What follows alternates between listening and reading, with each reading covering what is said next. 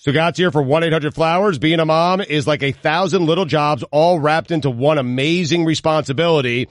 I know this from watching my own wife, how crazy it is, switching back and forth from trauma nurse to afternoon mathematician, from organizer-in-chief to five-star chef.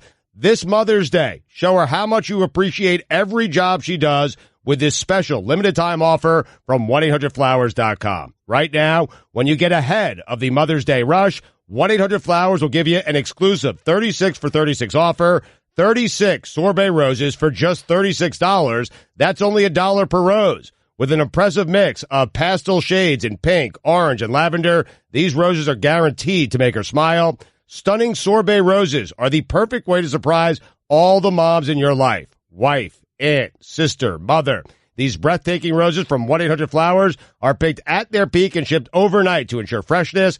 36 sorbet roses for only $36 is an amazing offer, but you need to hurry because it expires Friday. Just pick your delivery date and 1-800-Flowers will handle the rest.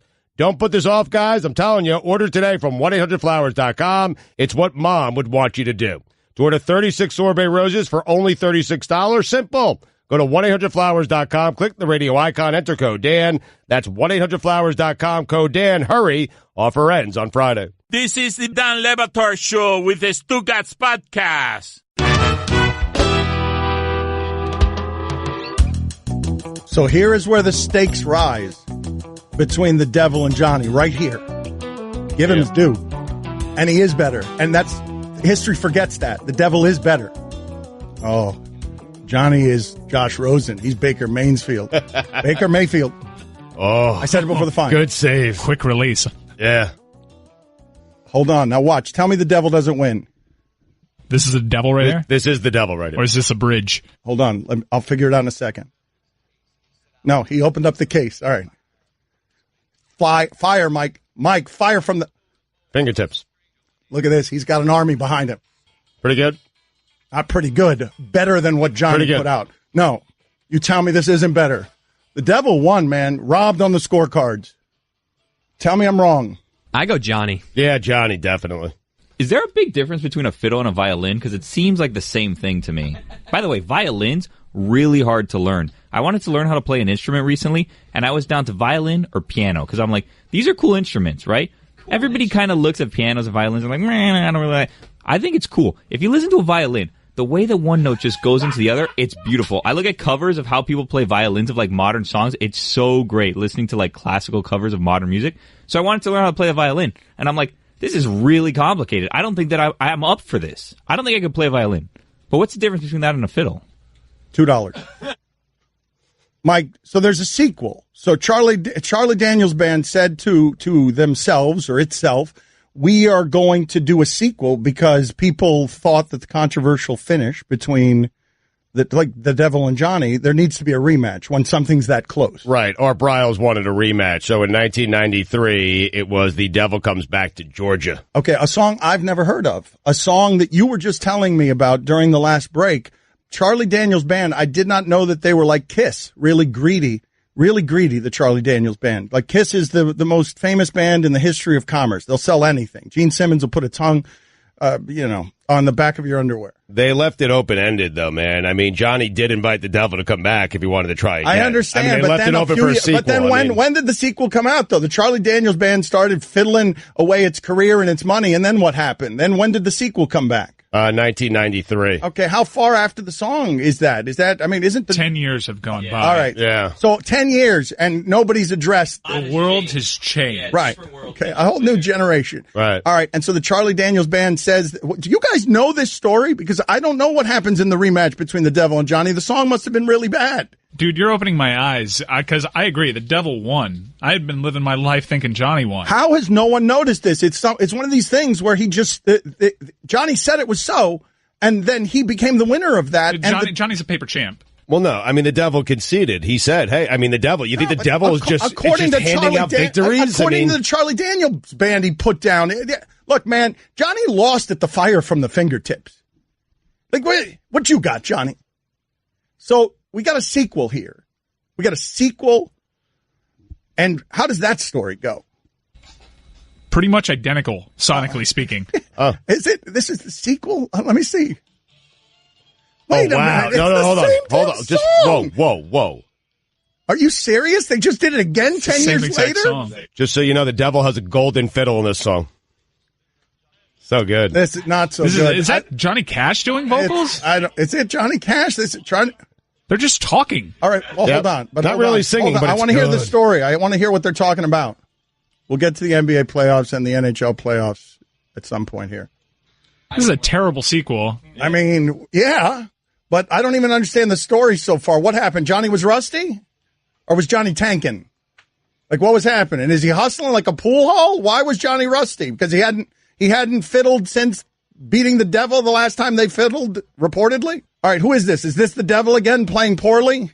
Now, I can tell you Jason Fitz has, he's joined the conversation. He can play a mean fiddle. He can play the fiddle. He's a fiddler. Or a band called Perry. Can we get him on to break He's it down? on an airplane, and he's watching the show, but he did send me a quick text. It's not the band called Perry. It's a band Perry, right? Is that a Band fine? Perry? Yeah, whatever. I think it's a band called Perry. I have no idea. He No, says, it's the band Perry. whatever, fine. The devil destroys Johnny, not even close, he says. That's a fiddler. It wasn't close No. the first time. Dan, master class, by the way. Jason Fitz is master class. I'm serious. That's how good he is. And he says, B, zero difference. It's the exact same instrument. The only difference is the approach. Ask him if it's really hard to learn, because it looks really hard to learn. And I saw a thing where you buy like a thing, you put it on your violin, and it shows you the different notes. It's as if you're going to teach yourself, because I'm not going to go to class to learn this, obviously. I'm embarrassed. I'm like 40 years old. But here's the thing. I don't know what's a good quality violin to get, because you know there's going to be crap violins out there, and I don't want to show up to my first violin class and have the teacher laugh at me, be like, what a dumb violin you bought. That's the worst violin anyone's ever brought into my class. That's not what I want. I want to get a good violin, but I don't want to spend a fortune, because violins can get really pricey, kind of like koi. But you want to get a good quality violin, because you don't want to get laughed at by the... Imagine if I show up to a class, right? And it's primarily young people taking these classes, and I have like an 8-year-old laughing at me because their violin's so much better than my violin. I'm never going to be able to live that down. I'm kind of, sort of, a little bit very low person of note in this community, and I can't get laughed at by 12-year-olds because they have better violins than I do in my first violin class. $2. Hi, everyone. Stugotz here. Support for the Dan Le Batard Show podcast comes from our friends at Rocket Mortgage by Quicken Loans. Chances are you are confident when it comes to your work, your hobbies, and your life. Rocket Mortgage gives you the same level of confidence when it comes to buying a home or refinancing your existing home loan. Rocket Mortgage is simple, allowing you to fully understand all the details and be confident you are getting the right mortgage for you. To get started, go to rocketmortgage.com/Stugotz. That's rocketmortgage.com/Stugotz, STUGOTZ. Equal housing lender, licensed in all 50 states. NMLS consumeraccess.org number 3030. Dan Le Batard. Stugotz lies so much, and he doesn't take inventory of his lies, that even when he's telling the truth, we don't believe him on anything. What's wrong, Stugotz? What are you objecting to? I mean, listen, I've done this to myself, so I'm frustrated at myself. I'm not going to lash out elsewhere because I understand why everyone would think that I was the one who did this. But I am sitting here telling you guys that I did not do it. Stugotz. You absolutely took a bite out of a piece of pizza and put it back with the rest of the pizza. It was me. This is the Dan Le Batard Show with the Stugotz on ESPN Radio. I don't know what it is about this song that makes me want to tackle this Jason Leisure, Meek Mill, Philadelphia 76ers, Miami Heat story that BSO, Black Sports Online, has fanned some flames on. We don't talk very much race around here anymore. It's been a minute because of how badly everyone reacted to getting tired of Colin Kaepernick talk. But it ended up in that Sixers Heat series, and I ask you this. Which would you prefer to talk about? A racial situation, a joke made on Twitter that started a fight involving, again, Meek Mill. Like, these are not, like, our racial crusade should be about, voting and housing discrimination and mass incarceration. They should not be about what did the guy from the Palm Beach Post say about Meek Mill and the arena in Philadelphia that we all know to be hostile, although now it's coming in information that we don't know if that arena is white or black, but the prison joke can be made if it's an arena filled with white people. The prison joke becomes harder to make when there are black people there who are offended by it. They're in the minority literally, and they're saying, please don't do that. That's not a funny joke, putting us in prison over a Meek Mill story.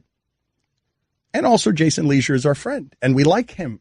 And so we feel like the ending of this should simply be, Jason, don't do that. That's wrong. Be careful there. You understand how you as a white person need to be careful about the jokes you make. And then what ends up happening is the fight that always ends up happening in 2018. White people back away and are like, why can't I just tell the joke, man? And black people are like, why just don't you listen to us? We don't like the joke. How about you just not make that joke? Man, I can't say anything anymore. You don't let me say anything anymore. Political correctness run amok. For context, for people that aren't familiar with the tweet because it had since been deleted, I'm going to paraphrase here. Jason Leisure said something joked along the lines of, I don't know what the big deal is. Half this arena just got out of prison.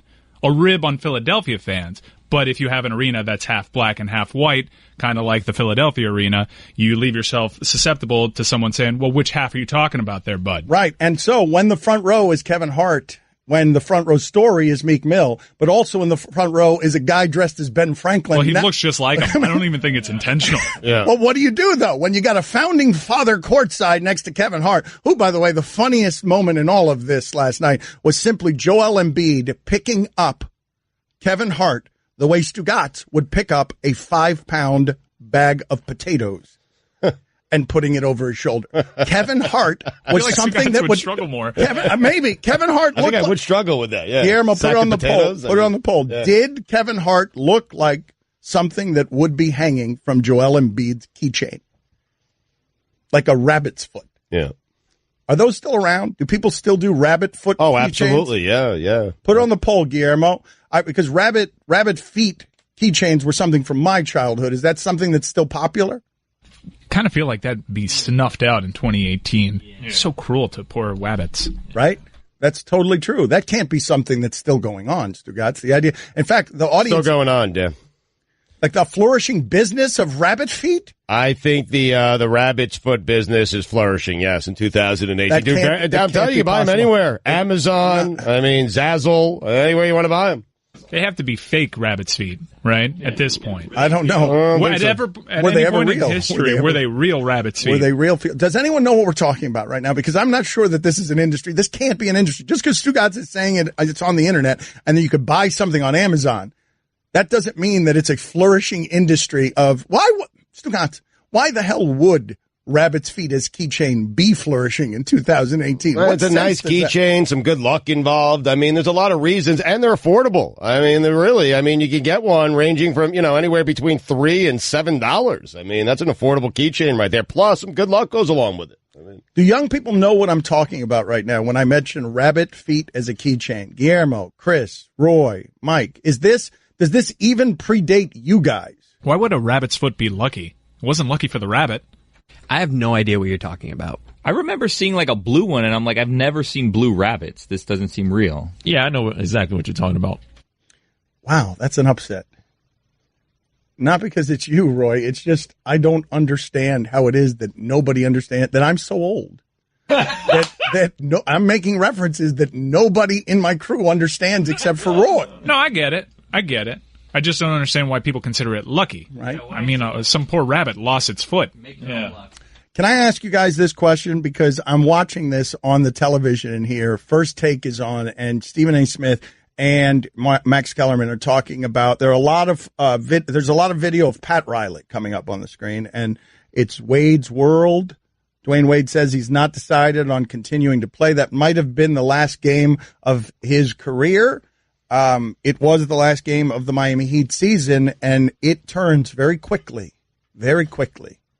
Things can turn on somebody where all of a sudden you're looking up at the television and you're looking at Pat Riley, regal elder statesman of class.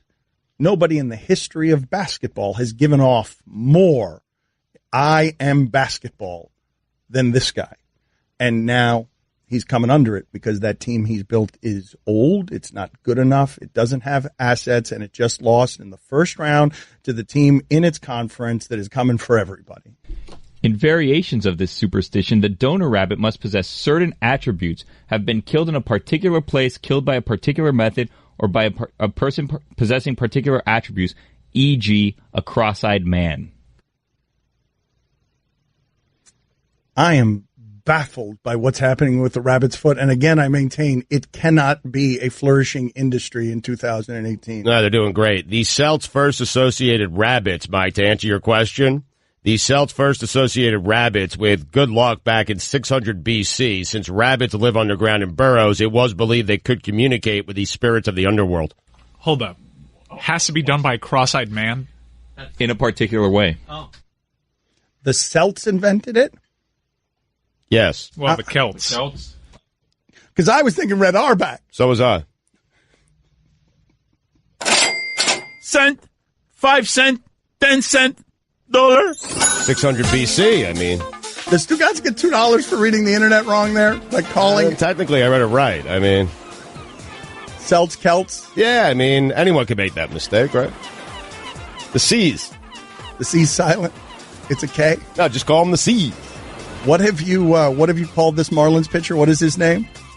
Oh, Dr. K, Caleb Smith. Who spells it with a C? Is it the same thing that's happening there with your reading of Celts? Yeah, the C stands for K. No, I mean, Celts and Celts are both, they both are spelled with a C, so we'll just call them the C's. If you're just joining us and have no reference for this, Stugotz refers to a pitcher for the Marlins whose name is spelled with a C as Dr. K. And a big win for the Celtics last night. Dan Le Batard. I listened to Dan's show while I was in Florida last week, I listened every day, came in the afternoon. He's got a good show. Stugotz. It's got a very good show. Oh, it's impeccably produced. I mean, oh, goodness. That is like a training show for kids on how to produce radio. This is the Dan Le Batard Show with the Stugotz on ESPN Radio. Here is how it works around here if you are new to the gathering. Okay, we've been talking race and sports in America for 15 years around here on this radio show, and we do it less now than we ever have. And the reason for that is because of how divisive it is. And people come here for the laughs, and some of them come here for my racial opinions, but mostly it's people who come here for the laughs, and they don't want to think about serious things in the fun house. It's funny how that worked out. And I'm not really sure how it happened, but we used to talk race when nobody was doing it. And now everyone is talking race because you can't escape it. And we're like, we'll talk about, people that have been attacked by bears, rattlesnakes, and sharks. Right. Well, and it's part of It's part.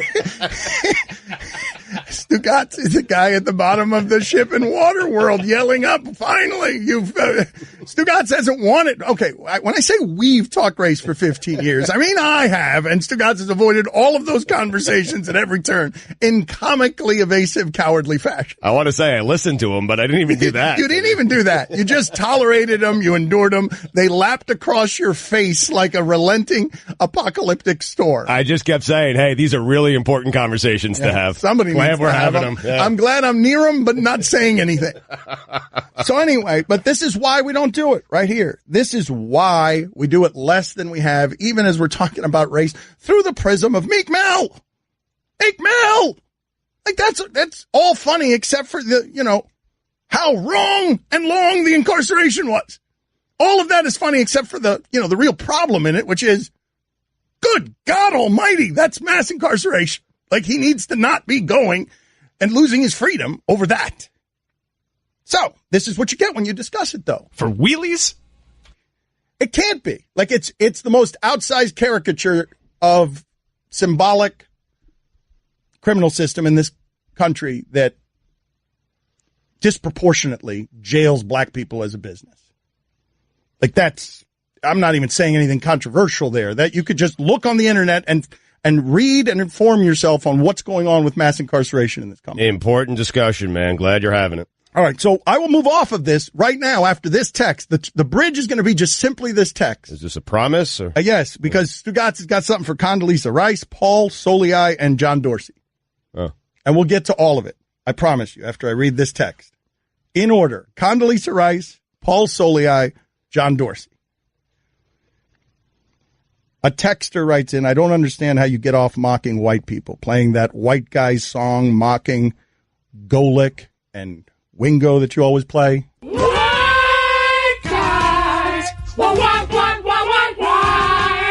always mentioning white guys with the Patriots, everything. Once someone does it the other way with black people, you lose your bleep, you racist bigot. People like you are the problem. People like you will be the reason racism will still exist. You don't treat every race the same. You favor black people, and you think you're black.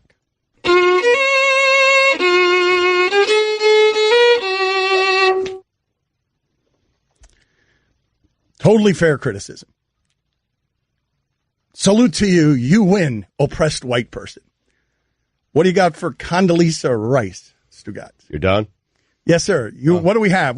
Let's go. Let's do these a minute at a time. What do you think? Stugotz takes to cover up the race talk. Are you ready? And Condoleezza Rice shouldn't be where we start? So, yeah, let's go Soliai.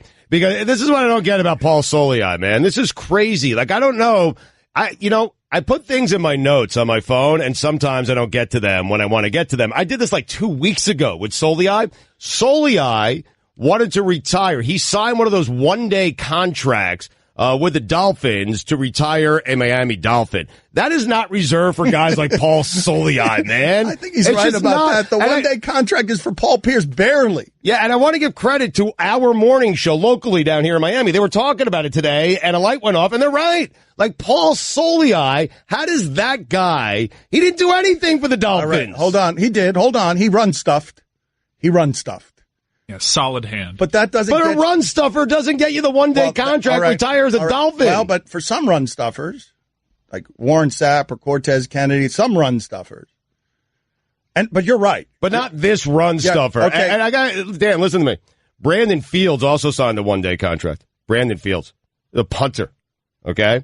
And I'm telling you, Brandon Fields, because the Dolphins from 2007 to 2014, when Fields was the punter, punted more than any team in the NFL during that span, he is more deserving of the one-day contract than Paul Soliai.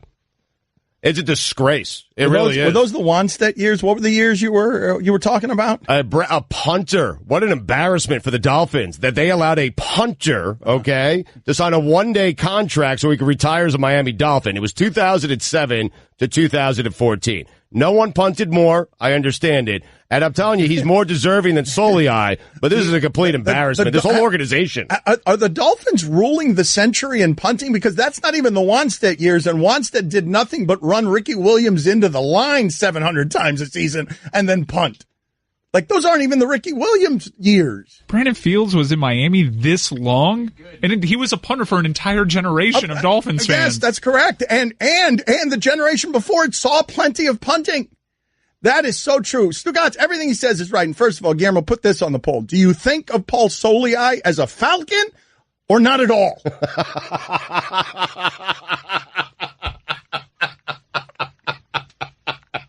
That's the poll question. Just like that, no other words. Cent, 5 cent, 10 cent, dollar. Don't forget, I got something for Condi and Dorsey. No, well, Condi, I think you might be scared of. We need to keep moving away from the race stuff. She's presiding over sports. We got to talk about this. But we'll do Dorsey next. Ryan! I don't know how else to say this, so I'll just say it. What is it, Linda? I think we should see other people. Are you breaking up with me? On a roller coaster? Well, we do have a lot of fun. Maybe we should stay together. An emotional roller coaster? Surprising. What's not surprising? How much you could save by switching to Geico. I just need a little me time. Geico. 15 minutes could save you 15% or more. Don Le Batard. It is an honor to be here. Seeing Poppy in person, you're like a Cuban Yoda. You're wonderful. Really? And also, you have a normal-shaped head, which is nice to see, because it begs the question, though, what the heck happened to you, Dan Le Batard? Stugotz. America, his head starts off okay at the top, and then by the time it hits his ears, it expands out for some Well, reason. yes, that's the calories, usually, yeah. That's you have the world's only apple-bottomed skull. As the kids say, it's THICC thick, my friend, so good on you. This is the Dan Le Batard Show with the Stugotz on ESPN Radio. Our friend Hank Azaria Today, Stugotz, Hank Azaria, Jim Brockmeyer, his show tonight, IFC Season 2, opens tonight. Hank Azaria is 54 years old today. And happy birthday to him. I don't care. Good luck. So Azaria found himself in some controversy recently that we have not discussed around here. He addressed it on Colbert last night. If you guys do not know who Hank Azaria is, he is the voice for many, many Simpsons characters. He's become a friend of the show, a voice for the show. He is Apu in The Simpsons, and a documentary was made not unlike this situation that we're talking about with Meek Mill, Heat fans, and Sixers fans, and the just race stuff that nobody wants around sports. There was a documentary done, and I saw this done the other day. I told you guys there's a good documentary out about the Turkish prison system, about what Our Movie by Oliver Stone did to Turkey and its tourism, because when I say what's the worst prison in the world, you think Turkish prison. And that comes from what they did with a movie in which they offended all of the people of Turkey by making them the most slovenly version of an evil people. And they ruined tourism in that country with a movie that was celebrated here as one of the great classics, Midnight Express, of all time. And if you watch this documentary, you can hear the pain of the Turkish people. Why are we being represented by America as the evil people, as this guy who was, in actuality, a drug smuggler? He was not wrong the one time he smuggled drugs into a country that is intolerant of drugs, at least in part because Richard Nixon made them intolerant of drugs.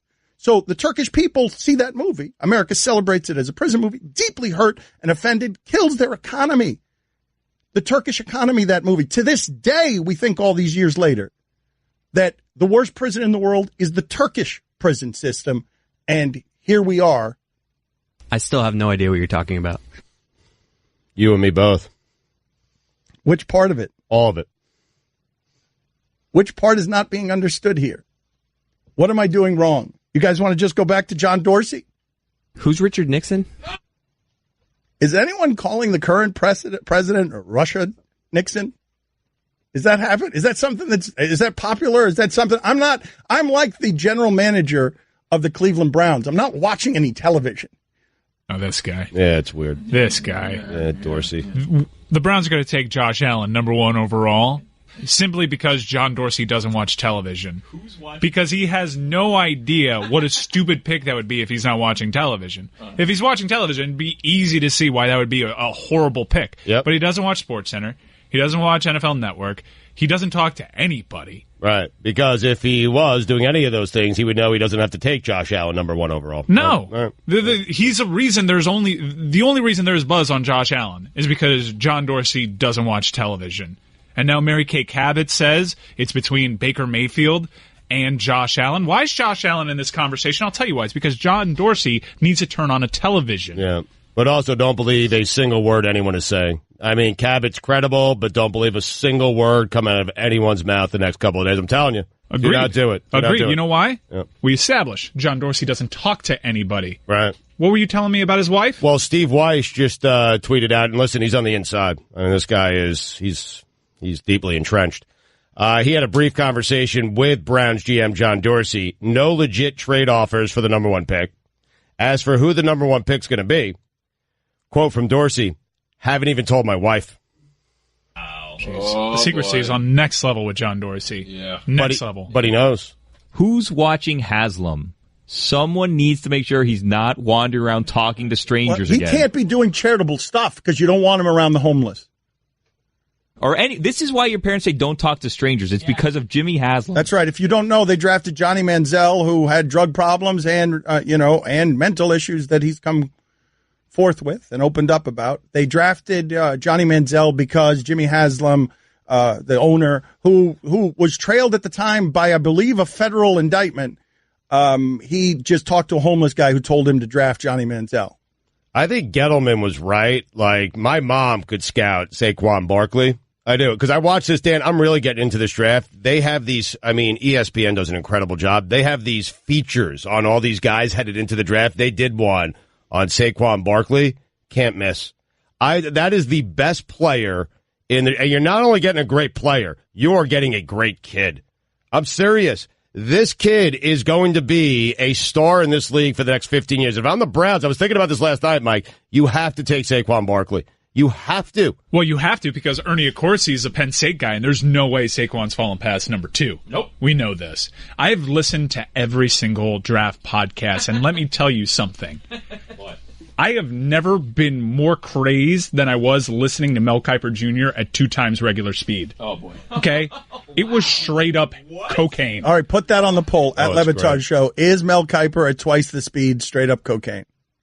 Because we are headed toward a binge, people. It's on every network. I believe it is Jim Brockmeyer who told us that this is like a declaration of war. It's going to be on every network. The NFL draft we are treating the NFL draft by putting it on all the networks the way we would if right now if we went to war with North Korea.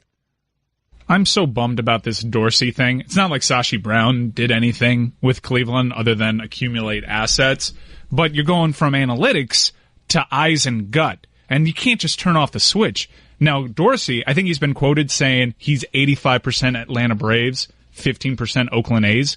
That's not enough Oakland A's for me. I need more Oakland A's. Yes.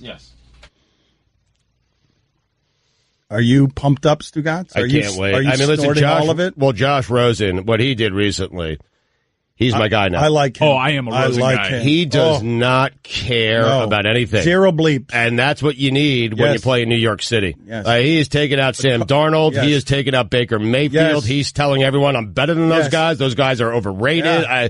This is the guy I want. Yesterday I wanted Lamar Jackson. Today I want Josh Rosen. 85% Braves, 15% A's? Yeah. You don't want that. The A's have the championships. Yeah. Braves have what? Division titles. Who cares? They got the one. Really? You think that's worth putting on the poll? Do you want to be A's or Braves? A's or Braves, just like that, with no context. About that Apu thing I wanted. Stugotz here for 1-800-Flowers. Being a mom is like 1,000 little jobs all wrapped into one amazing responsibility. I know this from watching my own wife, how crazy it is, switching back and forth from trauma nurse to afternoon mathematician, from organizer-in-chief to 5-star chef. This Mother's Day, show her how much you appreciate every job she does with this special limited-time offer from 1-800-Flowers.com. Right now, when you get ahead of the Mother's Day rush, 1-800-Flowers will give you an exclusive 36 for 36 offer, 36 sorbet roses for just $36. That's only $1 per rose. With an impressive mix of pastel shades in pink, orange, and lavender, these roses are guaranteed to make her smile. Stunning sorbet roses are the perfect way to surprise all the moms in your life. Wife, aunt, sister, mother. These breathtaking roses from 1-800-Flowers are picked at their peak and shipped overnight to ensure freshness. 36 sorbet roses for only $36 is an amazing offer, but you need to hurry because it expires Friday. Just pick your delivery date and 1-800-Flowers will handle the rest. Don't put this off, guys. I'm telling you, order today from 1-800-Flowers.com. It's what mom would want you to do. To order 36 sorbet roses for only $36, simple. Go to 1-800-Flowers.com, click the radio icon, enter code Dan. That's 1-800-Flowers.com, code Dan. Hurry. Offer ends on Friday. Dan Le Batard. So let me just get this straight. What you just gave us was limited fake John Lovitz as Will Smith's character in Bad Boys, Mike Lowry. Yeah, that's a ticket. I'm Mike Lowry. Stugotz. Thank you. There it is. Yes. Mike Lowry. Thank you. Glad we waited for it. That was a lot better. Thank you. This is the Dan Le Batard Show with the Stugotz on ESPN Radio.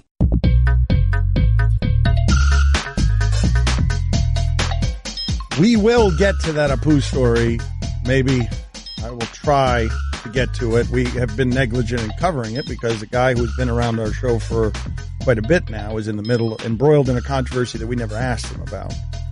And it's his birthday today. He is 54 years old. Happy birthday to him. I don't care. Good luck. I got to tell you, he looks great for 54. Yes, he does. He really does. Man, he looks younger than we do, both of us. Right?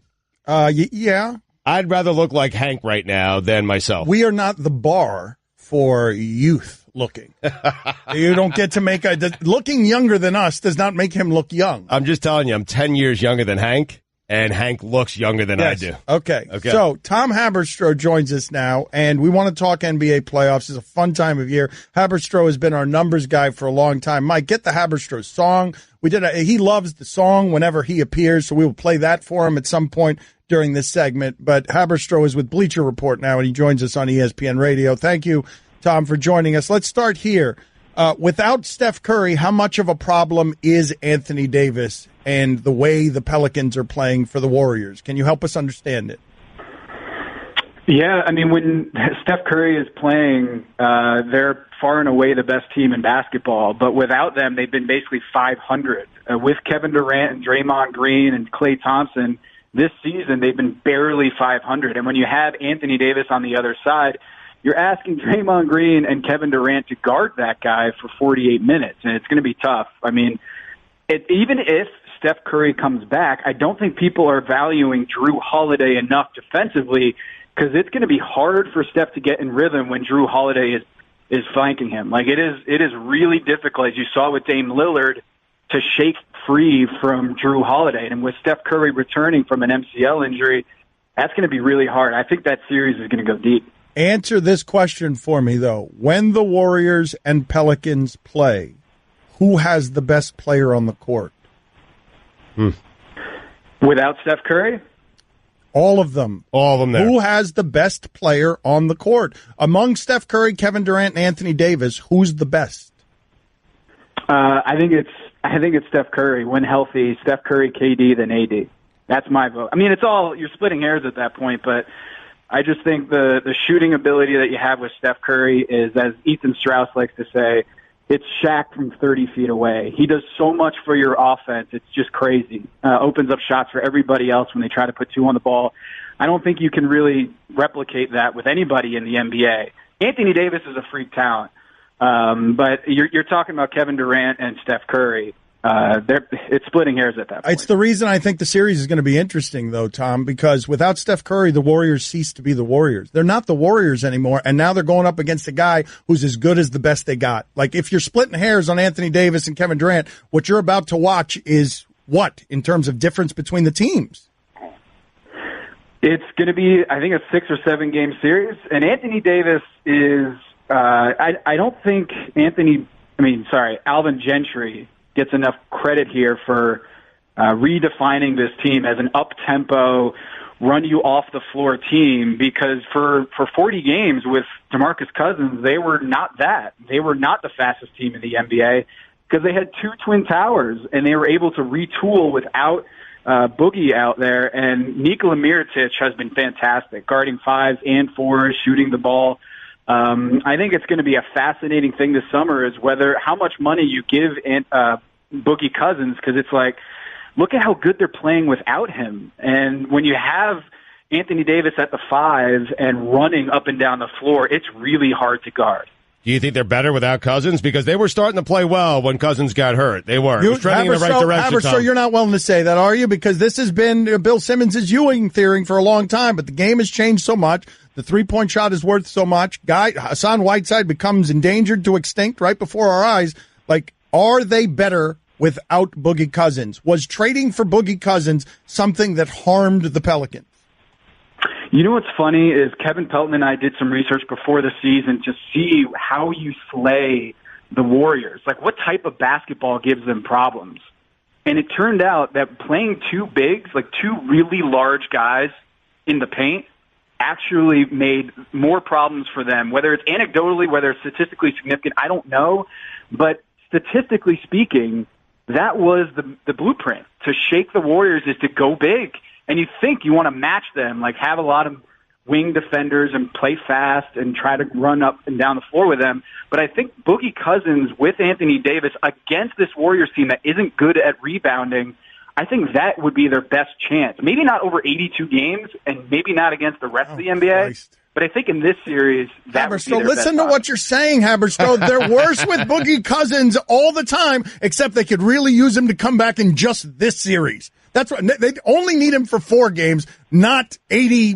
They don't need him for 96 games, 98 games, whatever it is. But the Warriors are different than the rest of the 29 teams, right? We know this. We know that. And I think this is a case where the matchups really do matter with Boogie Cousins and Anthony Davis. If you have those two guys out there bludgeoning them in the paint and getting Draymond Green in foul trouble and Kevin Durant in foul trouble, that's tough. No other team can do that in ways that the Pelicans can. So I think overall, over 82 games, I think that style of play with Anthony Davis at the 5 and Nikola Mirotic at the 4, I think that might be getting you more wins over the regular season. But against the Warriors, I think it's a different match. LeBron getting to the finals? No, it's Philly. Yeah, it's you're Philly. wrong. I mean, I have been wrong for the last 7 years if I bet against LeBron. Right. But I think this is different. I think the Cleveland Cavaliers defense is not great. They don't have a second playmaker out there. I don't know what the deal is, whether it's just Ty Lue doesn't trust the new guys on the team. But the guy who's second in assist on the roster right now is Jeff Green, 2.0. Like George Hill, Kevin Love, J.R. Smith are not playmakers, and they need that second guy. And right now they don't have it. I don't trust their defense. And Philly is that good. I think they've got the Orlando Magic with Shaq and Penny written all over them. I think this is the year that LeBron James doesn't make it to the finals. I tell you that over the next 7 games, you have to pick 2 guys to trust. Does Tom Haberstroh take Bradley Beal and John Wall, or does he take Lowry and DeRozan? I take John Wall and Bradley Beal, and I don't feel great about it, but I'll tell you what, before this series, I picked the Wizards over the Raptors. I picked the 8 seed over the 1 seed, and I'll tell you why. In the 4 regular season games that they split, John Wall didn't play any of those games, and he's torching them right now. He's averaging 27 points and 13 assists per game, and Kyle Lowry has shrunk in the playoffs routinely every year. So if I'm going to bet one of those tandems over the other, I'm going to take Toronto because I know I've seen Kyle Lowry and DeMar DeRozan not play great in the postseason, and I think this is the case where they split the series in the regular season with no John Wall appearing in any of those 4 games, and now he's playing, and it's incredible to watch how normal the Toronto Raptors look after they killed teams with their bench. So listen, man, I'm going to give you like 30 seconds here because you mentioned all the things the Cavs don't have. You didn't mention the thing that they do have. That's LeBron, the greatest player in the world. Okay, the guy you trust most, under 5 minutes left in the game. So if you'd like to change your prediction, right, I'm telling you the Cavs are going to the finals. I'm telling you that I'm going to make fun of you and everyone else who picked against the Cavs once they do make it to the finals. You can change it right now if you want your last chance. Last chance. Not changing it. Okay. Michael Jordan lost to that Magic team. Michael Jordan lost to that Magic team with Shaq and Penny. Oh, it was after basketball. It can happen. He was wearing number 45. Listen, in my personal record book, that was not Michael Jordan. Jordan only wore 23. The guy who wore number 45, I don't know who that guy was. That's right. Okay? That's fair comment. I mean, he was playing baseball and stuff. Yeah, that's absolutely true. Yeah. Tom, tell us before we get out of here, please, if you'd be kind enough, the charity you're working with and what it is you're trying to do with your mother. You told us last time. The audience, how can the audience help if they want to help you, your mother, in this cause? Yeah, so I appreciate that. My mom was diagnosed with ALS in October, and my family decided to try to raise money to find a cure. There is no cure for ALS. And you can go to als.net/pepper to donate to ALS TDI. They are working super hard to find a cure for this terrible disease that slowly wastes away your muscles until you can't eat or can't breathe. And there are no survivors of this disease. And we're really hoping we can all get behind this cause to find a cure for ALS. Again, als.net/pepper. Eat some peppers, post a video, laugh about it. And I got to say, it didn't really pop until Stugotz did it. Thank you, sir. You're welcome. Hi, everyone. Stugotz here. Support for the Dan Le Batard Show podcast comes from our friends at Rocket Mortgage by Quicken Loans. Chances are you're confident when it comes to your work, your hobbies, and your life. Rocket Mortgage gives you that same level of confidence when it comes to buying a home or refinancing your existing home loan. With Rocket Mortgage, you can apply simply and understand fully so you can mortgage confidently. To get started, go to rocketmortgage.com/Stugotz, STUGOTZ. equal housing lender, licensed in all 50 states, NMLSconsumeraccess.org number 3030. Don Le Batard. Let me go around the shipping container filled with frightened refugees. What do you imagine Pitbull smells like? The bidding starts with facts and info. I think he smells like my dad's cologne. Guillermo, what do you imagine Pitbull smells like? A combination of sweat and like agua de violeta. Oh, nice. Stugotz. Roy, what do you got there? Dracar Noir. Mike, what about you? What would be your guess on what Pitbull smells like? Fireball.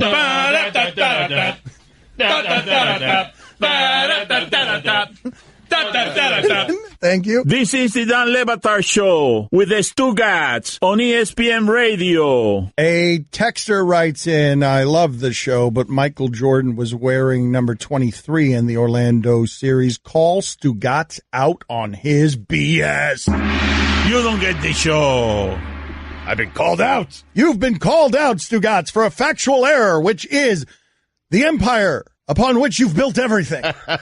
You've been called out. I don't even know what's true anymore. I know I was at that series, and it's as stunning as anything I've ever seen, seeing Michael Jordan lose. He came back from basketball. He was terrible in the first game, and it would be, I imagine, what it's going to feel like for LeBron. He came back from baseball. Yeah. So fine. Fine. What did I say? Basketball? Basketball. Yeah, he left basketball, to go play baseball, and then Right. left baseball to come back to basketball. He was also suspended for gambling in my personal record book. What? My personal record book. I don't need to, none of these journalistic laws and facts. And this is just my feelings. It's my record book, and it's mine alone. And I am telling you that Jordan was suspended for 2 years for gambling. Okay?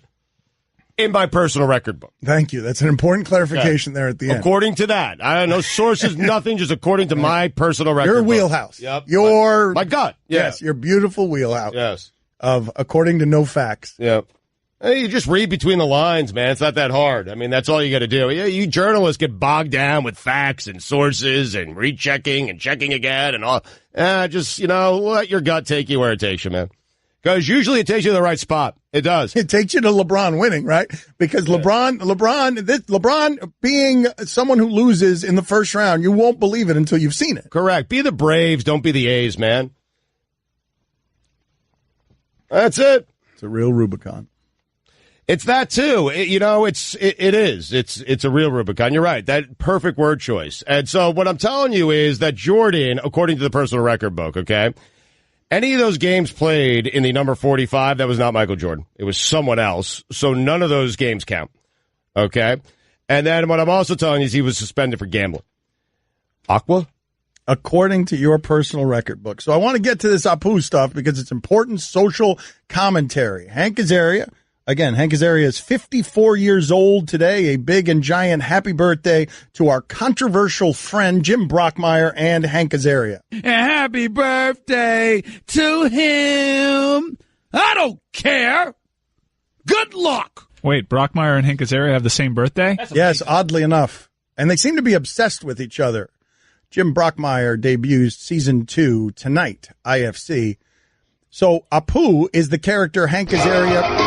Oh, wow. Just check it on this number 45 thing. Oh. The Magic series. I don't know if this text is right here, Michael. Let me see. I don't remember what number he was that wearing. the Nick Anderson? No, what was it? A Nick Anderson team? Yes, it was. I think it was Shaq and Penny. I think is what it was that knocked him out early in the playoffs. I gotta tell you, I see a 45 on that back. I do. Oh, so the texter got it wrong on top of everything else? Wait a minute. Why are we still talking about that? We got to respect the content box. I'm sorry, Michael. I see number 45 on that back. I'm just checking. Which Michael? Me or Jordan? Jordan. So the content box. If you're not familiar with the show, It's a crate. Fine. Whenever that crate, whenever the Magic Crate of Content music plays, and it's not actually the Magic Crate of Content music, it's the $25,000 pyramid. It's number 45. Call that texter out. Wow, texter. Texter, you called Stugotz out on his BS, and he turns it around and has his facts right. Yeah. The content box says to sing a song. It's a crate, magic crate of content. Yeah, that's a fun. The magic crate of content says to sing a song. Sing a song. Let's. All right, give me one lyric or a little bit. Just your go-to karaoke song. Let's go, Chris Cody. Give me one lyric. Your go-to karaoke song. I believe I can fly. Woo! Guillermo, your go-to karaoke song. I believe I can touch the sky. Roy, your go-to karaoke song. I think about it every night and day. Mike, your go-to karaoke song. Spread my wings and fly away. I believe I can fly. Okay, mine is the lyrics wrong. Mine. Sweet Home Alabama. Don Le Batard. See how quick he is at slithering around things? Good. Like, yeah, you are good. You are a master liar. Stugotz. Like you are a genius liar. You are like the Einstein of liars. This is the Don Le Batard Show with the Stugotz on ESPN Radio. A post-game technical foul. What does that mean? That he misbehaved so much during the game that he should have gotten a technical foul, but the refs blew it in real time, so they gave him a technical foul retroactively? Yeah, and a $10,000 fine for confronting Gobert in Game 4. He's got to calm down, Westbrook. Like, I know. That was fascinating to watch him be too aggressive, to watch him get into foul trouble because he was making it that personal about Ricky Rubio. Yeah. That was interesting to watch, man. Yeah, there's a lot of stuff going on there, like Kevin Durant liking Instagram stuff about, people criticizing Russell Westbrook. Like, he probably feels all this stuff is starting to come back to Westbrook again. Because he got Carmelo, like when he was doing it on his own last year, it was great. MVP, triple-double. It was fantastic. Durant left. He was the guy. He was the popular guy. Expectations, man. And then he gets expectations. Then he gets George and Carmelo getting knocked out in the first round. Then all that stuff's coming back to him again. Can't win with Russell Westbrook. Can't do it. That's right. Paul George. He's not even, Westbrook's not, the MVP is not even the best player on his own team anymore. Playoff P, that urinary infection. Playoff P is their best player. Playoff P has been proven to work in the regular season for those who have struggled with moderate to severe postseason disappointment. It is not recommended as a first option. Do not take Playoff P while on Granger. Side effects include choking, heaving, not finishing, constipation, finishing early, and all-around disappointment. Playoff P is not for everyone. Call your doctor if you experience susceptibility to catfishing, kissy face, Australian sensitivity, paternity suits, the inexplicable urge to play for the Lakers, or thinking that dude's butt belongs to a lady. If you experience the loss of Oladipo, please call your doctor immediately. Get headed in a new direction with Playoff P. Stugotz has something for Cespedes. We'll get to that in a second. But you guys don't like when I discuss race. I've been trying to talk about Hank Azaria and Pooh and the controversy. I've been wanting. No. Yeah. Favorite song. I wanted.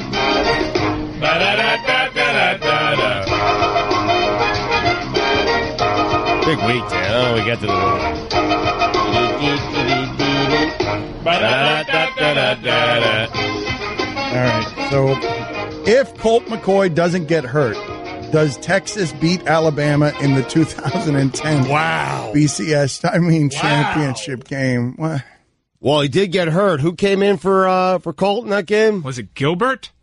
I think it was Garrett Gilbert. Yeah, he played okay. He did play but okay. Not as well as Colt McCoy. McCoy, one of the best quarterbacks in the country that year. So safely, I will say yes. If Colt McCoy does not get hurt, they win game. It changes the course of college football history. Mac Brown was a head coach there. Mac Brown's probably still coaching at Texas if he has that additional title, right? You got to believe. No question, yeah. Nick Saban's not viewed as, yes, maybe no, the best head coach of all time if he doesn't have that title that he won over Texas. Backup quarterback. Colt McCoy, one of the greatest college football quarterbacks we've ever seen. Really was. It's funny how little things like that, right, Dan, could change the whole, the whole everything. Could change the whole entire history of college football. Colt McCoy is a great name. Like Chris Cody said yesterday, Dave Bing, that name can't be great. That name, Colt McCoy, is just a tremendous sportsman. Well, I'm glad you brought that up because you're right. So we were laughing that Dave Bing is a Hall of Famer, but doesn't have a Hall of Fame name. So we went the other direction this morning. guys who aren't Hall of Famers that have a Hall of Fame name, and Colt McCoy is certainly. If I'm the rogue scout and I'm calling an NFL team and I'm saying, hey, I'm on a field in the middle of Missouri, it's just me and this kid who is slinging the pill, and his name is Colt McCoy.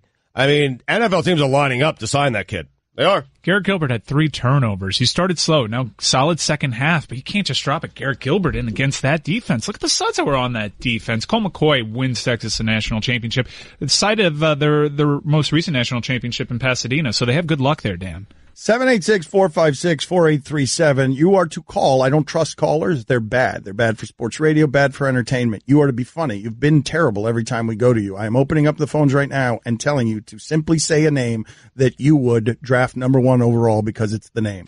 786-456-4837. Just a name in sports that you think is so great that you're like, a sight unseen. I don't even need to draft that prospect. That name, I'm going to draft number 1 overall. But every sport is different, okay? So, like, in the NFL, Colt McCoy, that's a guy I would draft number 1 overall. But I would not draft Colt McCoy in the NBA draft. I would take Dallas Comegys, though. Oh, yes. That's such a good name. Yes. I mean, Colt McCoy and Jordan Shipley had a chemistry. He should have been better. They had a chemistry unlike any quarterback wide receiver tandem in the nation that year. You put in Garrett Gilbert with Jordan Shipley, and what happens is Jordan Shipley disappears for a half until Gilbert gets settled because, again, really difficult Alabama defense. Yeah. So the telephone number is 786-456-4837. You are to call simply as the name that you would draft number 1 overall because it's such a cool name.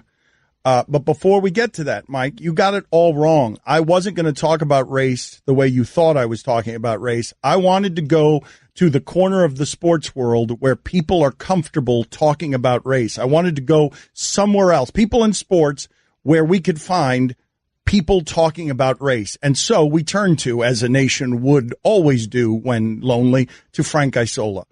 Mike, can you please tell me what's happened here where Frank Isola is stirring the pot? The Iceman. The Iceman. When I think of race conversations in this country, I go to Frank Isola and I say, tell me what you think, man. You're an oracle. You understand how blacks and whites and minorities and whites might not get along. So the New York Daily News sports Twitter handle tweets out this very hot take with an accompanying article.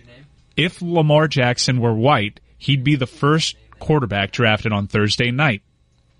To which Frank Isola, who works for the New York Daily News, retweets, says, or if his name were Michael Vick, Jamarcus Russell, Cam Newton, or Jameis Winston. Bird! Retweeted by Will Kane. Whoa! What? Layers to this, fellas, and I think Frankie Ice makes a hell of a point. Really, that is... That article, where it says if Lamar Jackson were white, he'd be the first quarterback drafted on Thursday night. Inflammatory article. Shocking. It's making waves. How dare you? Bill Polian says he should be a wide receiver or something else. How dare you have that opinion? But Frankie Ice is coming with facts because those are black quarterbacks that were indeed drafted number 1 overall. That's right. See, that's the thing that you got nothing against. When Frankie Ice breaks out the facts, you got to bow, man. You got to kneel. And not like Kaepernick. Well, not at all. No. So, am I to believe that racial relations in this country have soured so much since the time that Jameis Winston was drafted number 1 overall? Oof. That it is proving Lamar Jackson incapable of being drafted number 1 overall because of the color of his skin? Nonsense. Sometimes, and this is an editorial, by the way, I think we're going a little too far with this stuff. And that's what this article is. All right. So if you want to understand the new Ta-Nehisi Coates, Iceman is applying for the position. And I'm going to give it to him. Put it on the poll, Guillermo. Are you more comfortable hearing from Frank Isola than Ta-Nehisi Coates on race relations in this country? But before we go to commercial, I got to bang through these names here, okay? I don't trust the callers, Mike. You know I don't trust the callers. Are they going to come strong or are they going to fail? Let's get the shipping container. I don't trust the callers with the funny. America's not been trained properly yet. Miami has been. Miami's great at this. America stinks at it. Fail. All right, let's go. Mitch, go ahead, Mitch. Who you got? Rex Burkhead. Are we drafting him number 1 overall? Number 1? Oh, no. It's got to be like an A.J. Hawk. Fail. Moo. Chip, you're on ESPN Radio. Go. Moo. Maybe he also had Rex Burkhead. Ryan, you're on Ryan, there really is only one choice there. When you give all the names in history as options, Rex Burkhead, we can all agree, is the funniest. And wow, that poor guy lost his Rex Burkhead. Ryan, you're on ESPN Radio. Milton Bradley. What? It's a game. Fail. That's terrible. Wait, hold on. If I call up, I'm on a baseball field somewhere in Missouri, and I say there's a kid out here who is hitting home run after home run. His name's Milton Bradley. No one's really lined up for that? Milton Bradley is named. It's a board game manufacturer. Like Milton Bradley is associated. That doesn't even make any sense. Milton Bradley is about as terrible as you can be at this game. Stugotz, go outside and show them how it's done by calling from outside. Just show them the way that this is done, because we got nothing but crud here on the line. And I keep trying to get the callers to do this sports radio thing funny. And I'm just getting angrier and angrier at America because they stink so bad at this. The telephone number is 786-456-4837. And the question being posed to you, the audience, is give us a name in sports history that upon hearing that name, you'd be like, that's a number one overall pick. I don't even have to see that name in action. I don't have to see that name as a scout. That name has to be drafted number one. Is Speedy Claxton good? I mean, it's better than Milton. Milton Bradley's terrible. Like, I can't believe that call got through. I don't even understand. Stugotz, show him how it's done. Rex Burkhead. Oh, you must. Everyone in the neighborhood knew about Bobby. Bobby, the basketball boy, they called him. Bobby wanted to go pro someday, so he was always out in the driveway shooting hoops. But one day, his mom came out and told him, "Hey, your wife wants you to take out the trash?" His mom was visiting, and Bobby was a grown man. He had kind of missed his window. Plus, no one had ever seen him actually make a basket. But on the other hand, Bobby had heard how Geico could save him money on car insurance, so he switched and saved. So, it was all good. Dan Le Batard. Man, you have no journalistic responsibility. Stugotz. Yep, and I love it. This is the Dan Le Batard Show with the Stugotz on ESPN Radio. Animal Guy Ron Magill. Animal Guy Ron Magill is going to be around here in about 10 minutes. If you want to talk to him, you can tailgate now, 786-456-4837. Maybe we have people call for Ron Magill as a name in sports that you would draft number one overall. I don't want to go anymore to these Garys and these Bills and this and this Joaquins and all these people who aren't funny. And sports radio, we're sitting here trying to do funny, and they don't help us because they haven't been properly trained yet. I want to stop doing that. So, all right, well then stop giving out the number. Yeah, I probably should. What should we get to here, though? We've got Kanye's tweeting again because he's got a couple of projects out, and Andy Roddick is going after him. We got the NFL draft coming up. Everybody's excited about it. Mina Kimes is going to be here, ESPN the magazine. She's going to break it down for you. She's coming after Kuiper and McShay. She wants their stuff. She's a draft analyst. You'll be able to call her up with your bad, terrible sports radio calls, and she will answer them well for you. She has sent me 15 text messages during the show. I haven't read any of them. It's just crazy. What should I do? I'm going to make it what I think is going to happen. No, maybe I should just put it what should happen. Oh, she's so neurotic. It's pretty insufferable. Right. And so, or should we just go to Mike Ryan is snorting this stuff, okay? Mike Ryan, the NFL draft is upon us. It's going to be on every network. Roger Goodell is going to flex his muscles. He's going to hug people. This is the height of sports entertainment right here. Everybody's going to be televising it. Right. Well, there's only going to be one network that anyone cares about, and that's the network that Mel Kiper is on. That's it. It's Kiper and McShay. It's their time, man. This is it. True that. Yeah. Is that true, though? It's not the NFL network? No. They don't have Kiper. Nope. They don't have McShay. No, but don't they have Mayock? Is it Mayock? Yeah, Mayock. Come on. I mean, his hair's not on fire. I mean, come on. All right. So anyways, Mike Ryan has been snorting this stuff, and he knows the difference, okay, between the pure, undistilled Kiper and that diluted Mayock brand. All right, the diluted supply. It comes in the cheaper envelopes, all that stuff. This is not a bit. I seek out the week of the NFL draft, everything I can wrap my head around. Every podcast, I cram them in. I listen to them at 2 times normal speed so I can get max efficiency with my NFL draft. And let me tell you something. Proud of you, man. Listening to Mel Kiper Jr. at normal speed feels like you're doing cocaine. Listening to him at 2 times normal speed, you stop seeing shapes and colors. You just see measurables. How do you know what cocaine feels like? Have you ever done this? Cocaine? No, Kiper. 2 times speed. No, Kuiper, I can't endure him at his speed. This is cocaine, only much better. Who would ever be surprised when nobody knew Chris? I mean, who knew who John Dorsey was? I've known John forever, and Todd last week said we went Josh Allen number 1, get him up. So Wendy says, Todd, you've been resolute on Sam Darnold from day one. No, I've been resolute. Last week he said if I had the mock this week, I would have Josh Allen number 1. So not so resolute, Todd. And I would have been so resolute on Josh Allen if I heard Sam Darnold was going number 1. I'll move Sam Darnold in there. So just as soon as we heard something different, you adjust to that. You heard Josh Allen 2 weeks ago. People were adjusting Josh Allen. Even in Vegas, the odds changed dramatically on Josh Allen because they were hearing that same buzz. And now you hear a little buzz on somebody knows. I've known John Dorsey longer than you guys, and he ain't telling me. So if he ain't telling me, now maybe somebody in the organization is leaking out what they think, but they coming from Dorsey. So so who knows? If it's Darnold, then we put Darnold 1, and then we find a spot for Josh. If Josh Allen's going 1, we have Darnold probably 2 or 3. Are you done talking yet? There's like 5 minutes into the show. I'm a minute and a half into the show. My clock says 2 minutes and 5 seconds right now. It's been a long minute and a half. Yeah. Go ahead. Give me 5 minutes of your expertise.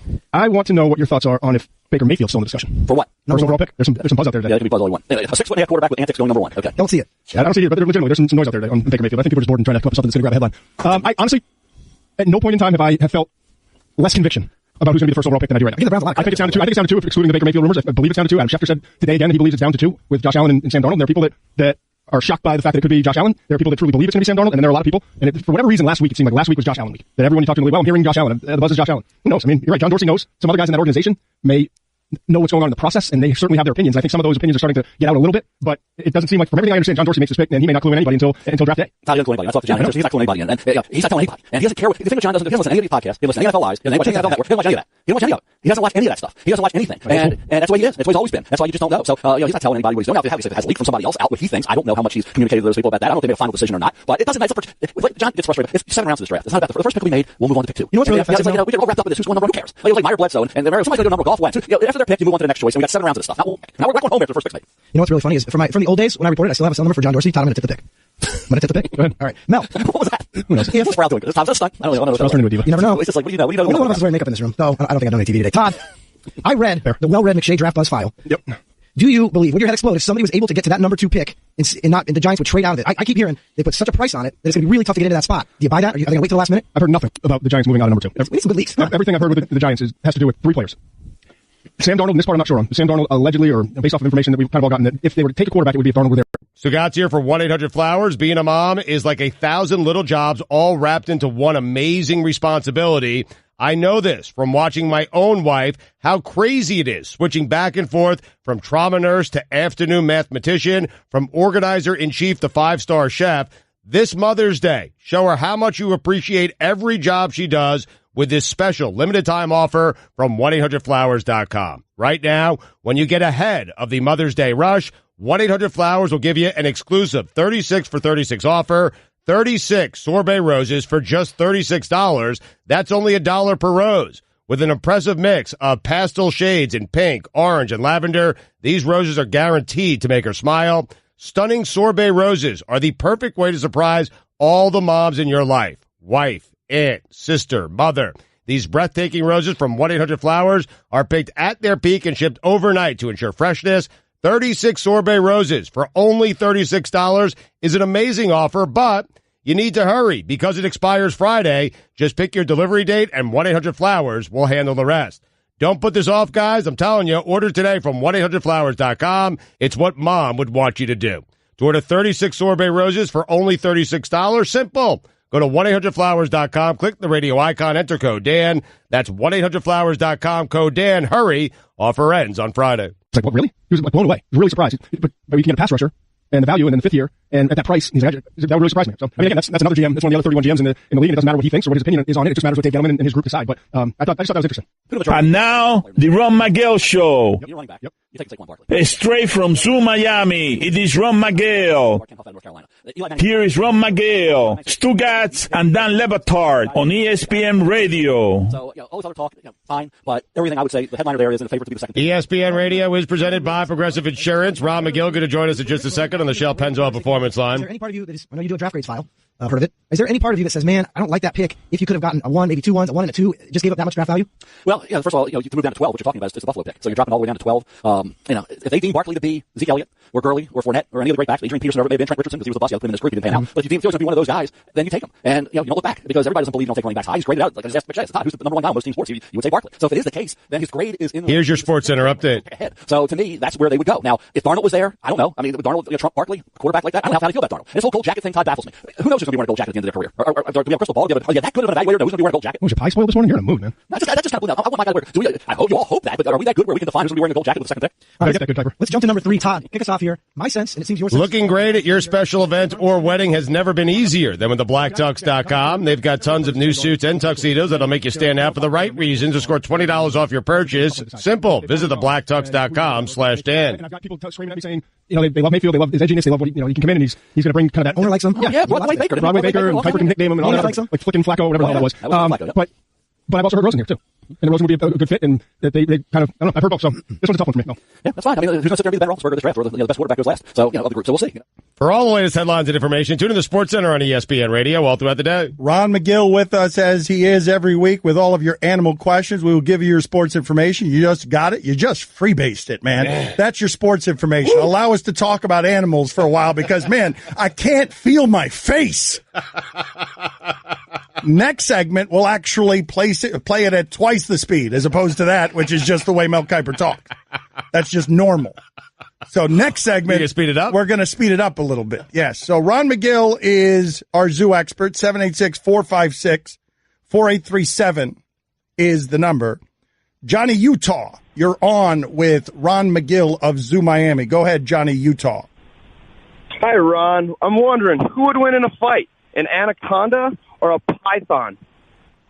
Wow. Interesting. Very interesting. The python, theoretically, the reticulated python, is the longest snake in the world. Gets to be over 33 feet long. However, the anaconda is the largest snake in the world. It can get to be over 20 feet long, but weigh hundreds of pounds. So, that's really going to be a toss-up. Neither one of those snakes eat other snakes. But I think at the end of the day, weight is going to trump length. Just because of the fact, if you got a guy that's 7 feet tall like a Manute Bowl, and you put him in there with a refrigerator Perry, I think Perry's going to take him out, right? That's my logic behind that. So I'm going to go with the anaconda. We had a question earlier this week: the worst way to die, bear attack or shark attack. There's a guy we're trying to reach who's been attacked by a bear, a shark, and a snake, and we were trying to decide worst way to die. Which is it, bear attack or shark attack?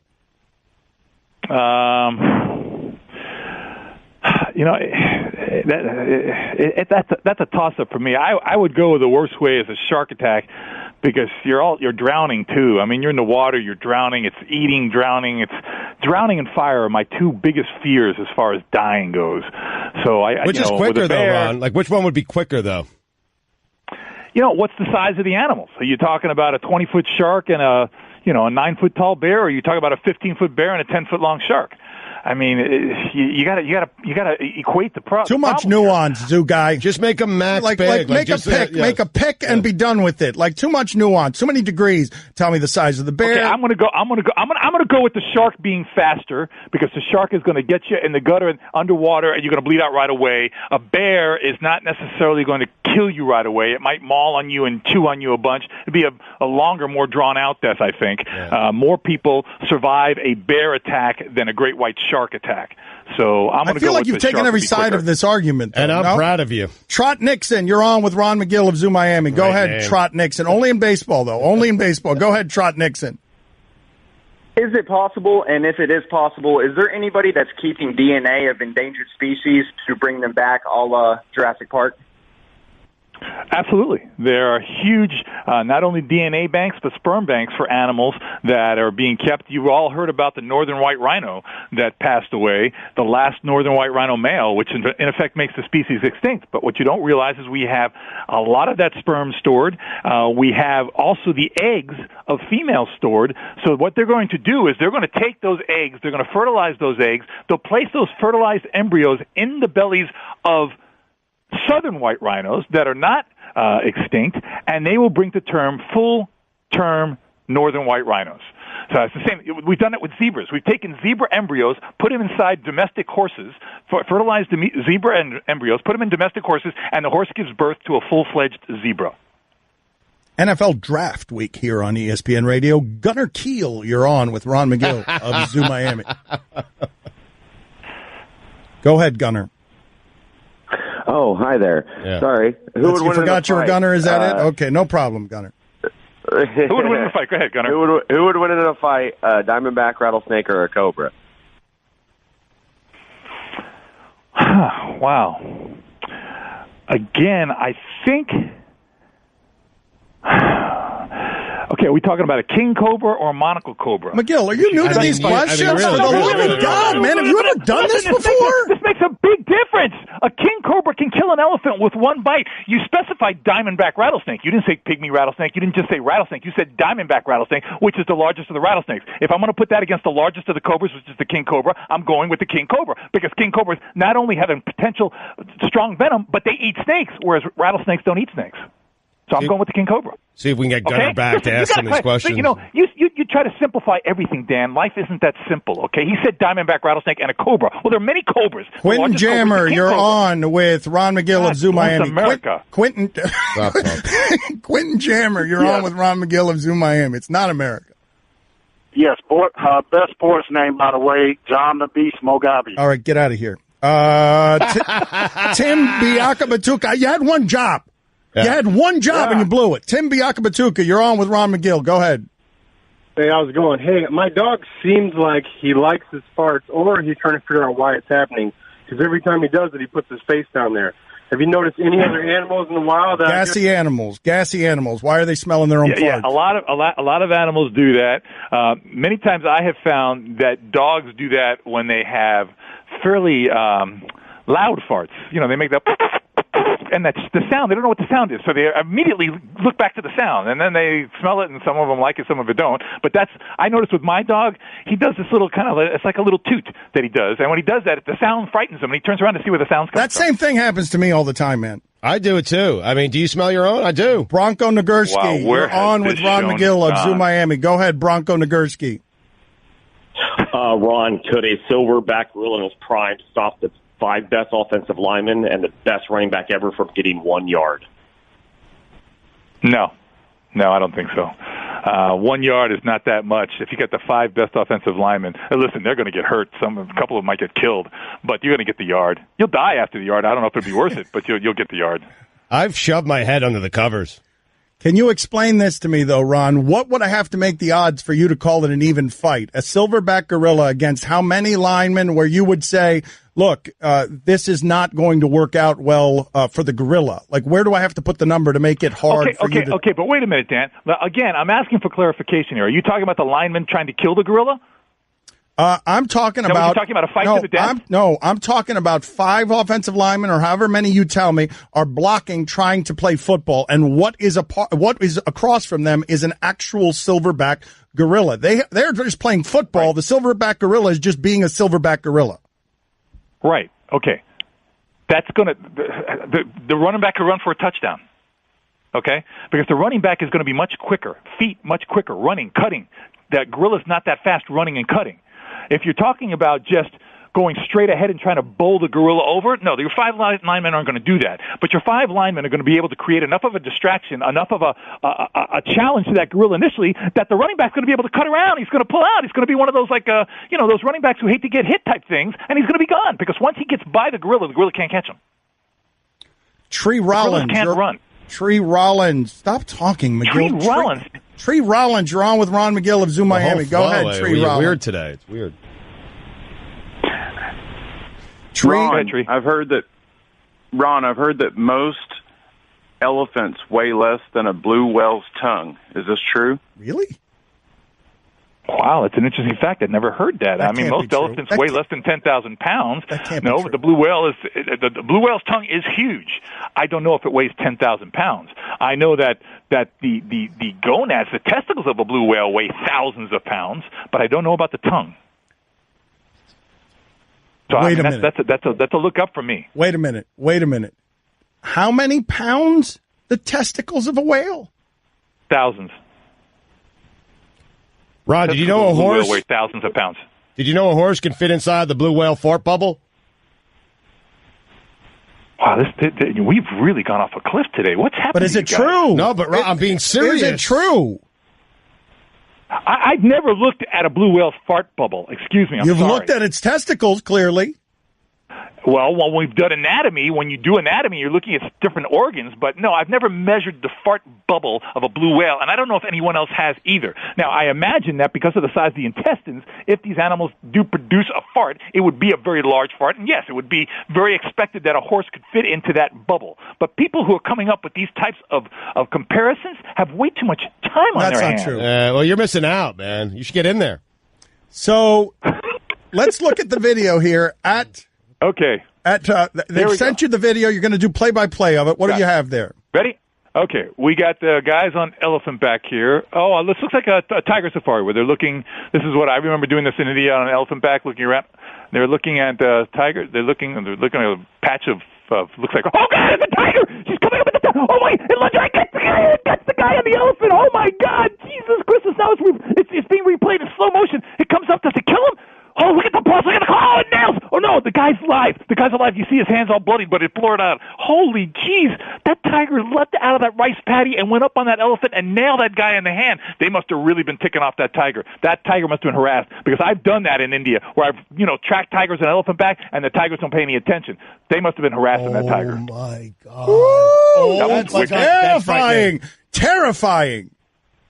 Yeah, that would scare me. I would have soiled my pants if I was on that. Oh, my God. Jumping, leaping tigers. Woo! Oh. Graceful and beautiful. Look at the claws. Just got his hand, though. He's lucky he could take him off the... Tiger don't care, horrible. man.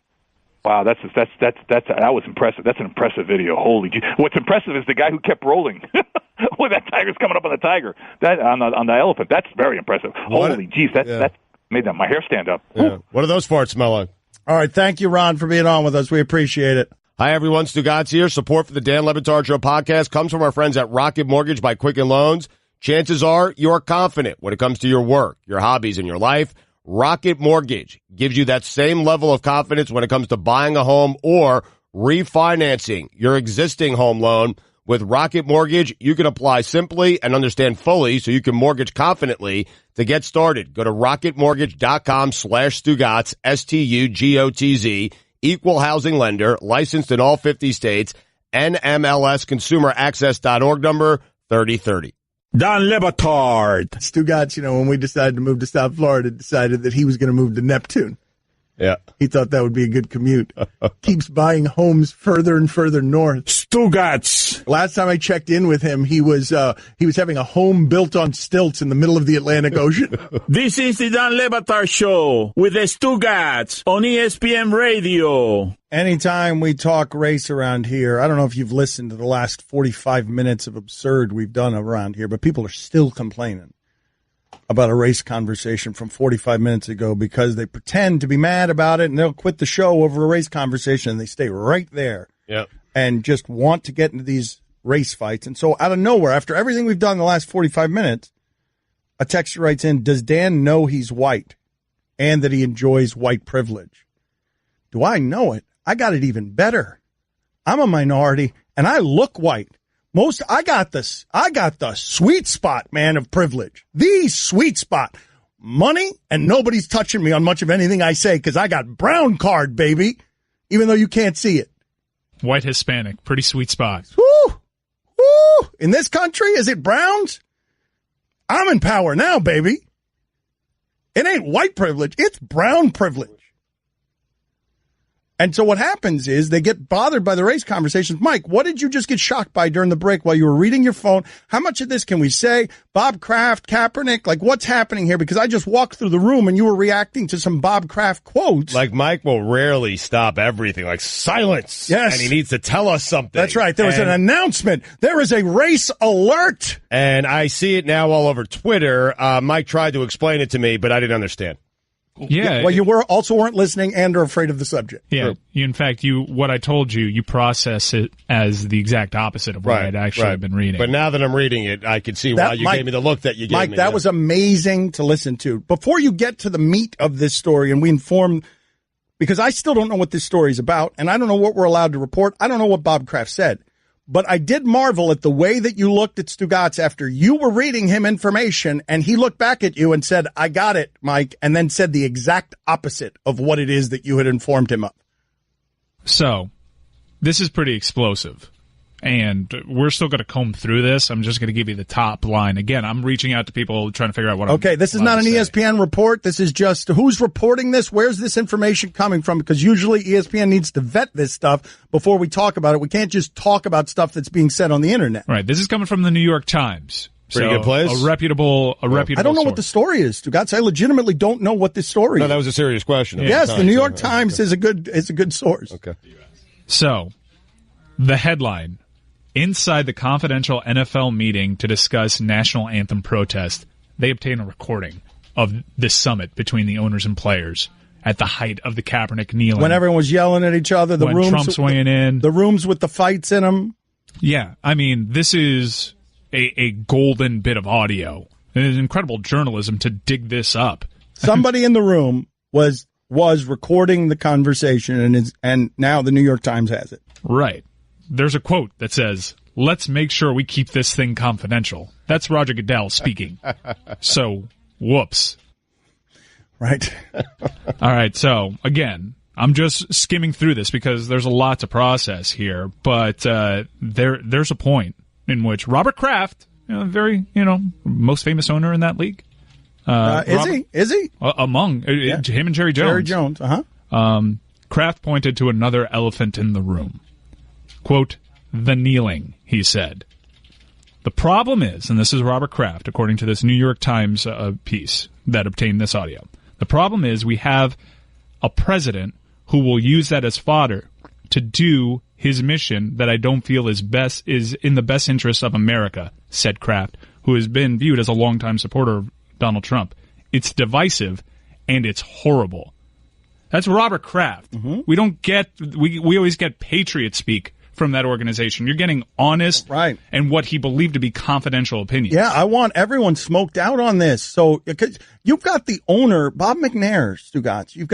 This is an NFL owner who said something about inmates running the asylum, apologized for saying it, and then said later his only regret was apologizing for saying it. Like, good God, get us the audio tapes of all of these people talking instead of the Baltimore owner saying, pray for us.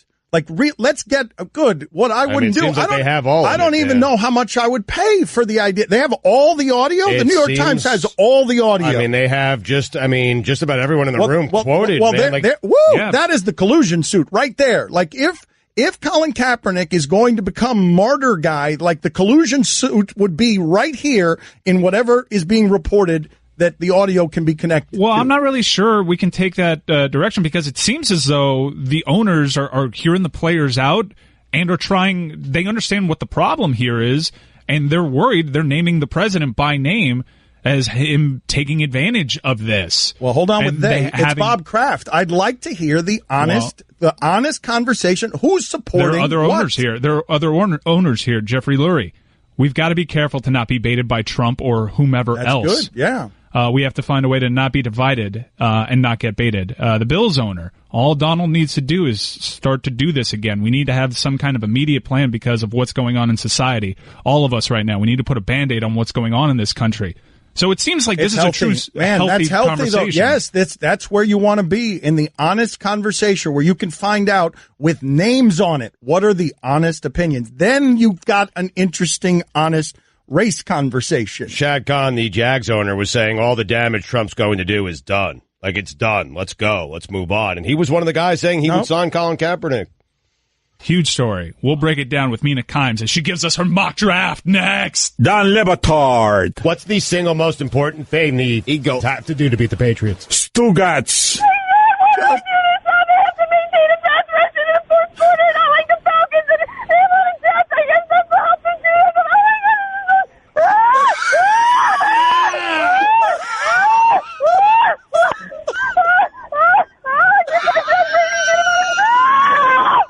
So get to Brady with 4 is what it sounded like.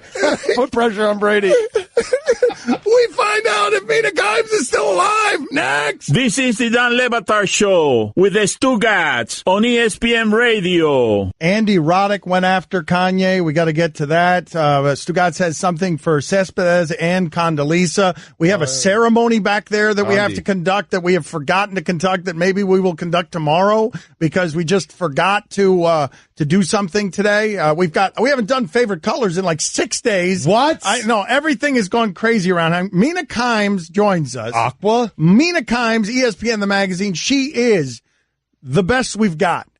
She can analyze the draft better than anybody, and we are going to take down McShay and Kiper. Both of them, the old guard. We're going to take them down by revealing her mock draft top 10, and she's going to get more right than McShay and Kiper. And we believe in Mina. But before we get to her mock 2.0 top 10, I've been told by Mike Ryan that you're crazy, a neurotic, that you are in the middle of a total existential crisis. That's not nice. Well, I thought I saw McShay. I'm in Bristol, by the way, and I thought I saw McShay walking over here, and I briefly hid because I didn't want that confrontation. But it was someone else. I forgot that everyone here looks like Todd McShay. But yeah, no, I've been spiraling for like 3 days, basically. Okay. Because I was in Mexico this weekend for a bachelorette party. Right. And me being me, I was grinding tape the whole time. I was studying my Walter football guide. She's not making this up, by the way. No, this is all true. She is the lamest this way. The lamest. By the way, Mina, you don't maybe see Todd McShay. When he walks into a room, you know. Yeah. He's kissed by the sun. He is. There's a lot of quarter fleece zip-ups here, is all I'll say. But anyway, so I watched tape. I even grinded my own tape. I was terrible the first time. I flew back to the U.S. I read draft guides the entire time. I probably put in 12 hours of work on the beach. So I get through TSA, and I was wearing my Dan Le Batard Stugotz show hat. Thanks, Mike Ryan. And the TSA officer asked me, he was like, "Oh, is that like a sports show?" And I said, "Well, kinda, sorta." And he said, "Are you on it?" And I said, "Kinda." And he said, "You have the best job because you can say whatever you want and no one will ever remember."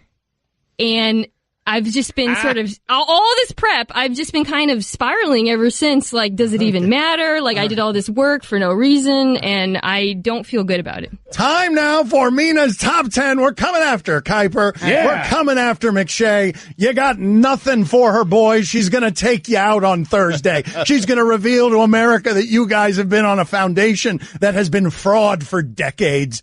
Number 10, mock draft situation, according to Mina Kimes, publicly recorded by the internet and the world, is... This was crazy. I've got Arizona trading up for Josh Allen. Wow. All right. Yeah, Arizona trading up a Josh Allen. Did you just say that? Did you just say that? Okay. My dragon breath. So they hold all the cards. Now, that was a bombshell to lead off with. But Thank you. You have to speak way faster than you're speaking right now. Okay, so Josh Allen at number 10. Mina Kimes, give us 20 seconds. Josh Allen at number 10. Quickly, please. Well, I think that it's sort of hard to explain without getting in my top 5. I think there's going to be 4 quarterbacks taken before him, and when you get past those and you get to the Broncos, who I don't believe want Josh Allen, I see him sliding. Arizona is the next team. They're going to trade up to get past the Dolphins. Good information. Good information. The Raiders are at number 10. They got their quarterback. Just faster, speed it up, faster. Number 9, Nina. Nina. Number 9. It's moving too fast. We can skip up to 5. No, let's speed it up. Niners, Roquan Smith. Wow. Give us a couple of seconds on him. Why? 10 seconds. Why? Well, part of this has to do with the Reuben Foster pending suspension, or he might be cut. They need a inside linebacker. He's the best in the draft. 8. Number 8, according to Mina Kimes, bringing it strong. Bears, Minka Fitzpatrick. Wow. Minka's going to fall at 8? What you got, Kiper? What you got, big boy? Why, number 8? Why? That's just, they need depth in their secondary. He can play multiple positions. That's the most desired trait right now for cornerbacks and safeties in today's NFL. Okay. Right. Couple notes. Yep. What happened to the signature breath before you deliver the you information? You said to go faster. Yes, but you still need to do the breath. That's your thing. And then you got to build it up, Mina. Okay, so with Minka Fitzpatrick, what you got to say is this is the best cornerback to come into the draft since Deion Sanders. Okay, you got to do something like that. Is that true? It doesn't matter if it's true or not. You just got to say it. Okay. Number 7, according to Mina Kimes, ESPN the magazine, coming after Kiper and Miche. Bucks, Derwin James. No. Wait, I've not done do the breath at the same time. No, nobody asked you to do the breath at the same time. You do the breath and then the information. No, the breath, then the information. Now the breath, and then number 7. Let's do it again, for the love of God. Set her up again. Go ahead. Number 7, Mina Kimes. Number 7. Buck. Oh, shoot. Oh, for the love of God. Again. Set her up again. Buck's throwing James. No, wait. Mina. Set her up. Yep. Number 7, Mina, this is not the way to go after. Okay, wait. The Bucks. Mina. This is not the way to go after McShay and Kuiper. You got to do it right. Number 7, according to Mina Kimes, is Bucks take Derwin James. Woo! Nice. Why? Nice. Thank you. Another issue, their secondary is the worst in the NFL, allowed like the most passing yards. They need him. He is the best. What happened to the breath, Mina, before you gave the analysis? Well, I have to give breath before every sentence. Everything. Yeah. And stop thanking people. Yes. Interrupt people. Stop interrupting. Do you want to know how fast you're supposed to speak? I'll give you an example. Not so resolute, Todd. And I would have been so resolute when Josh Allen hurt Sam Darnold was number 1. Mel doesn't have 5 coaches yelling in his ear. Because he's better, because he doesn't need the 5 coaches. Now you hear a little buzz when We're just trying to get you there. We care, Mina. We care. You need the hot take correctly, and we're running out of time. This segment, we haven't even gotten to your list, so let's go. Number 7. We're at 6, actually. That's a fine. Did you do it right? I don't feel like we did number 7 right. The analysis on number 7. You're using that to shade over the fact that you just forgot we were. Yeah. 6, Colts, Quentin Nelson. Oh, wow. Why? 10 Tell us about the Hall of Fame guard. Why? I mean, have you seen what that offensive line has done to Andrew Luck? Enough said. 5. There you go. Boom. Enough said. Boom. Right? She's getting good. Number 5, Mina. At the Bills trading out for Josh Rosen. She's got built sources. She wrote a Tyrod Taylor piece. She wrote a Tyrod Taylor piece. Give it to us, Mina. It's quite simple. They need a quarterback. They have the assets to trade up. The Broncos, we're hearing, do not want Josh Allen. That's why I think they'll trade out of there, even though they're interested in a quarterback. Woo! Number 4. That's hot. That's hot sauce. Number 4, Mina Kimes. I can't keep the breath thing. I've got the Browns taking Chubb at 4. Oh, he fell to 4. Wow. He fell to 4. Chubb at 4. He fell. Nobody's got that. Tell us why. Chubb at 4. Well, it has to do with the way the first 3 picks are playing out the quarterbacks. Look, they just need another defensive end to pair alongside Myles Garrett. He is the best defensive player in the draft. Wow. Who will they take at 1? Who will they take at 1? Wait a minute. Number 3. I know, Hold on. Number 3, Mina Kimes. Number 3. Jets, Baker Mayfield. Oh my God! Bubba Baker and the Jets. Yeah!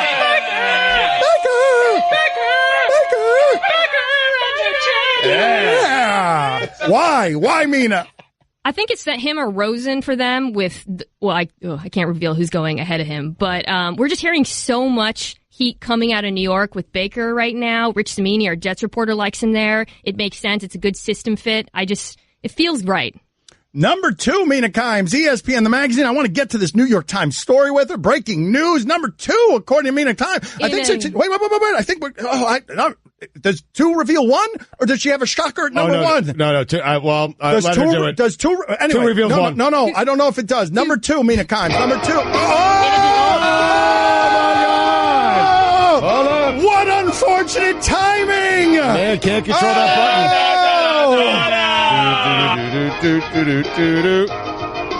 All right, Mina Kimes, we got to get to number 2 and number 1. And this time story. Mina Kimes, how many chickens would it take to kill an elephant? Give us a number here. How many chickens would it take to kill an elephant as we stop all to go to the magic crate of content? How many? 300. Woo! Tell us why. 10 seconds. Tell us why in 10 seconds, please. The only way a posse of chickens could take down an elephant is by suffocating it, and you'd have to reach that level of quantity to overtake and blanket the elephant. Yo, chicken time. What do you mean by posse? Yeah, right? I heard it too. Get her out of here. We can't have that kind of talk around lists of the radio. Next. You're holding up the line, ma'am. What did you say? You're next in line for the water slide, ma'am. Feet forward and enjoy the ride. Okay, dearie. This does look fun. Whee-oh! You melted me. I've melted. The Wicked Witch of the West on a water slide? Surprising. What's not surprising? How much you could save by switching to Geico. See what you've done. Oh! Geico. 15 minutes could save you 15% or more. Don Le Batard. From the window Stugotz. to the wall. This is the Don Le Batard Show with the Stugotz on ESPN Radio. Texters and emailers just pounding me specifically. Mina Kimes, they say I ruined the Mina Kimes segment. Mina Kimes' information is great. She's going to be all over the draft coverage, all over it tomorrow with Dominique Foxworth. You're going to want to check in with her because I'm telling you, she is as prepared as anyone doing it. But many of you are getting really mad at me because you're saying, for example, this segment is peak mansplaining. You don't get the show. This show is a joke is where it finishes. This show is... You don't get the show. And yeah, I mean, you're right about this show being a joke. You're not right about not understanding what that segment was. So, number 2, according to Mina Kimes, on her 2.0 mock draft, ESPN, the magazine senior writer, she's going to take all of McShay's and Kuiper's stuff. Number 2 is... I'd like to preface this by saying I hate it. It's the Giants taking Saquon Barkley. What do you mean you hate it? What happened there? So this draft is what I think is going to happen. It's not what I want to happen, right? And I think this is a colossally stupid decision if they do this, and increasingly I think they're going to. It does not make sense for a team without a long-term plan at quarterback to take a running back at number 2. It's almost rarely a good idea to take a running back at number 2, regardless, but it's especially stupid for the Giants, and I think they're going to do it. But Gettleman has a long-term plan at quarterback. It's Eli Manning. Oh, boy. And the number one pick, overall pick in the draft, according to Mina Kimes, is... Sam Darnold to the Browns. Yeah, Darnold and Chubb there, Mike. Do a lot of people have Darnold there? I feel like we were talking. Didn't someone report today it's either Baker Mayfield or Josh Allen? Yeah, that was Mary Kay Cabot. Yeah, but I told you, smoke screens. Don't believe a word anyone's saying these days. Well, how do you know something different, Mina? How do you know something different? Well, there's smoke everywhere. They've been linked to just about every quarterback, and we've gone through a million phases of this. Darnold's been the guy from the beginning. He has the highest upside of any quarterback in the draft. He needs to season, as you gotta say, for a year, and they've got Tyrod Taylor. It's a good fit, good situation. He is the perfect modern quarterback, and he's the best player available. I just hope they don't mess this up. Okay, so Mina, before we let you go, though, the serious stuff, before we get out of here, can you give us a minute on this New York Times story? We want to be smarter. I haven't even read the story yet. The headline is Inside the Confidential NFL Meetings to Discuss National Anthem Protests. It broke during the show. I haven't even been able to read it. How am I supposed to think about this in a minute, please? I found it really unsurprising. It's a lot of quotes from these owners saying, how are we going to deal with this Trump thing? And it reveals something that I've always thought, which is, we hear so much from Bob McNair and Jerry Jones, so we think the owners are like these old-timey villains or that they're motivated by politics or ideology. Their only ideology is making money.